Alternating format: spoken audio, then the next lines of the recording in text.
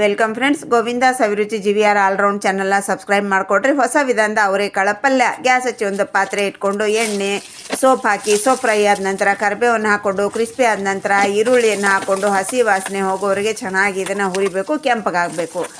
ಅದರಲ್ಲಿ ಟೊಮೆಟೊನ ಹಾಕ್ಕೊಂಡು ಮೆತ್ತಗಾಗುವವರೆಗೆ ನಾವು ಇದನ್ನು ಫ್ರೈ ಮಾಡ್ಕೋಬೇಕು. ಉಪ್ಪನ್ನು ಹಾಕ್ಕೊಂಡು ಫ್ರೈ ಮಾಡಿಕೊಂಡು 2 ಚಮಚದಷ್ಟು ಮೊಸರನ್ನು ಹಾಕ್ಕೊಂಡು ಚೆನ್ನಾಗಿ ಒಂದು 2 ನಿಮಿಷ ಚೆನ್ನಾಗಿ ಇದನ್ನು ಮುಚ್ಚಿ ಬೇಯಿಸ್ಕೋಬೇಕು. ಅರಿಶಿಣ ಪುಡಿ, ಮಸಾಲೆ ಖಾರ ನಿಮ್ಮ ಖಾರಕ್ಕೆ ಎಷ್ಟು ಬೇಕೋ ಅಷ್ಟು ಹಾಕ್ಕೊಂಡು ಚೆನ್ನಾಗಿ ಇದನ್ನು ಮಿಕ್ಸ್ ಮಾಡಿಕೊಂಡು ಒಂದು ದೊಡ್ಡ ಕಪ್ಪಿನಿಂದ 1 ಕಪ್ಪಿನಷ್ಟು ನೀರನ್ನು ಹಾಕ್ಕೊಂಡು ಎಣ್ಣೆ ಹೊರಗೆ ಬಿಡೋವರೆಗೆ ಮುಚ್ಚಿ ಕುದಿಸ್ಕೋಬೇಕು.